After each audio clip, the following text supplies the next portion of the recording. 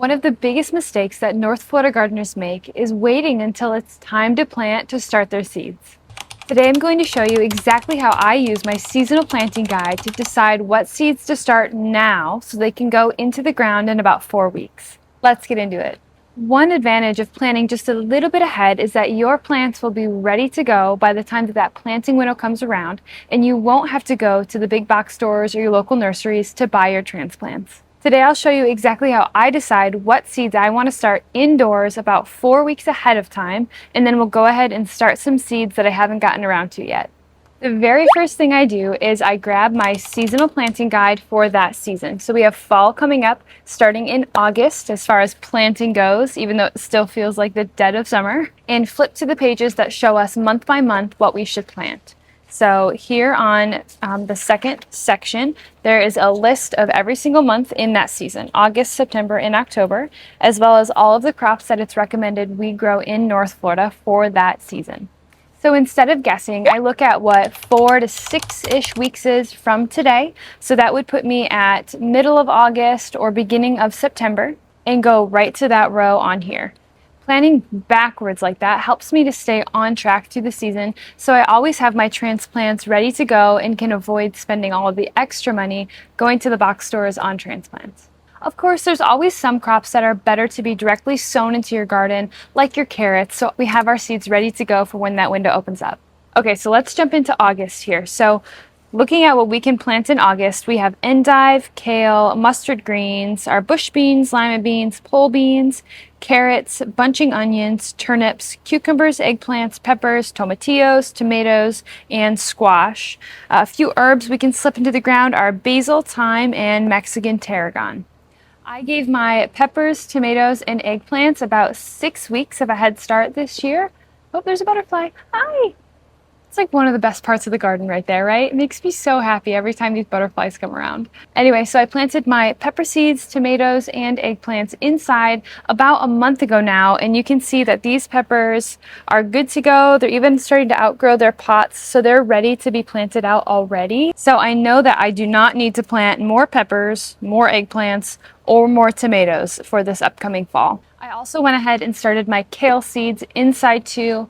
I think you can see them. They're getting used to outside right over there in the eggplant container as well. So I don't need more kale and I don't need more eggplant. So what I'm left looking at here that I know I want to plant in the spaces I have available are my cucumbers and my squash. Cucumbers and squash are typically recommended to be directly sown, but this year I'm trying something a little bit different. My son's cucumber plants that he brought home from VPK have absolutely thrived this summer and actually have done better than my cucumber seeds that I directly sowed about 2 weeks after his. All of my squashes that I directly sowed this year did absolutely horrible. So I am going to do a little experiment. I'm going to start a few of those in seed trays here with you today that we will transplant out come August 1st. The next thing I think about is how much available space do I have for those cucumbers and squash. I know that I have about 4 squares available for squash plants, and I have about 4 squares available for cucumbers. So following the square foot planting guides, you would simply turn the page here,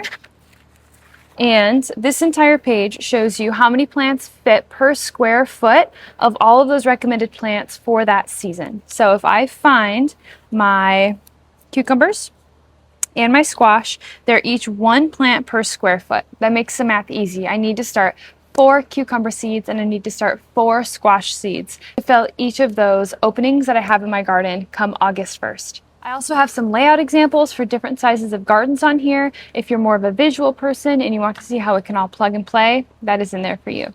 All right, but let's get to planting.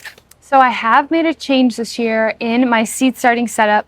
All of my seeds that I started the month ago, I started in seed starting mix, and it made a huge difference. I was not a seed starting mix believer before this. It just seemed silly that I needed special soil to start these seeds, but I'm telling you, it has made a tremendous difference in how these seedlings had started off. So I am 100% going to do that again.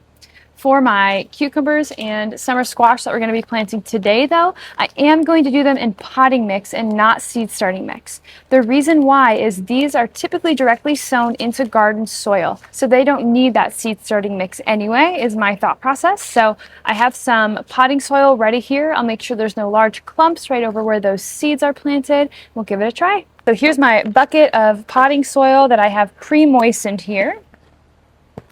And I have my 4 containers each, 4 for cucumber, 4 for squash. So we'll fill these guys up.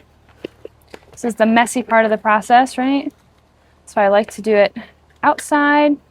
And you notice when you fill it up, there's a lot of room still, so you can just use your other pot and you gently tap it down in there to make it nice and even. That's pretty full for me. On to the next. Okay, done with all of those 8 trays. So, done with this bucket. Clean up just a little bit of that dirt. All right, I'll do a row for cucumbers and a row for zucchini here. My zucchini seeds are a Black Beauty zucchini, which is one of the varieties that is recommended to grow in North Florida. I do have a freebie in the description below that lists all of the varieties of all the different crops that UF recommends specifically planting for the entire state of Florida. If you are curious, you can grab that. But these are the Black Beauty zucchini, should be planted about 1 inch deep. So now we're moving on to our cucumbers. These are Armenian cucumbers. This is a new variety for me this year. This is actually in the melon family. But it's supposed to love our hot weather, so give it a try. All right, and those are done. When I first started my seedlings inside, I was starting with nothing more than an egg carton and just light from the window. So start where you're at. It doesn't have to be super complicated, and it's incredibly rewarding. These seedlings should pop out of here in about 1 to 2 weeks, which is perfect timing for August. I'm not looking to really grow them in here and disturb those roots. I'm just looking to help them germinate in a place where I can keep them consistently watered without any of the effects of the crazy rain that we're getting at this time of the year or the super, super hot days that can dry out the soil and kill those little roots. It's a great time to start transitioning those August crops to getting used to the outside right now, because come September, there is a whole host of plants that we can plant outside that you're going to want to start August 1st. And these are your brassicas. So do what you can to get your inside, hello butterfly again. So do what you can to get those August transplants used to the outdoor weather right now so you can have a nice, clean growing space ready to start those brassicas inside come August 1st. If you'd like to follow the same process, you can download my seasonal planting guide for North Florida. In the description below, it has a packet like this for every single season that we get down here. Thanks for gardening with me today. Let me know in the comments what you are starting this fall.